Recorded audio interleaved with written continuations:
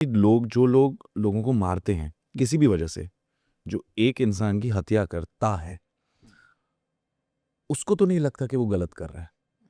वो अगर उस ऑपरेशन में मारा भी जाए खुद, उसे नहीं लगता कि उसने कुछ गलत किया है। तो ऐसे वक्त पे एक आत्मा जिसने वो शरीर को छोड़ा है, ये जानते हुए कि मैंने कुछ गलत नहीं किया, मेरे साथ ही गलत हुआ है, उससे उस आत्मा की क्या जर्नी होती है? Suicides, terror attacks, sudden death, brutal death, rape, ये सारे टाइप की जो डेथ्स होती हैं, इसके बाद आत्मा को सबसे पहले एक हीलिंग जोन में लेके जाया जाता है, क्योंकि वो बहुत कंफ्यूज होती है कि ऐसा क्यों हुआ मेरे साथ।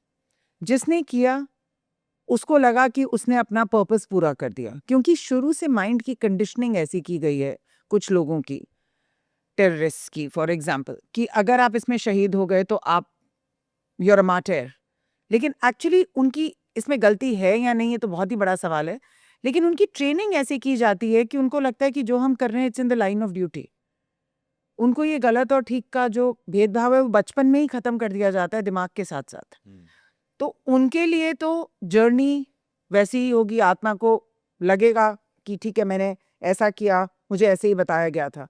लेकिन जिनकी हत्या हो गई बिना किसी बात के, वो वहां घूमने गए थे और उनकी हत्या हो गई, उनके लिए बहुत बड़ा शौक है। बिकॉज ना वो लाइन ऑफ ड्यूटी में थे, ना वो बिल्कुल इनोसेंट बायस्टैंडर्स थे जिन्होंने बहुत ही इनोसेंटली सोचा होगा कि हम घूमने जा रहे हैं अपनी फैमिली के साथ।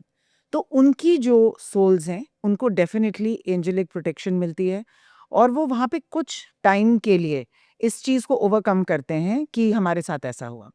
लेकिन कुणाल, हमारे प्री बर्थ प्लान में ऐसा एक प्लान होता है जो हम जन्म लेने से पहले बनाते हैं।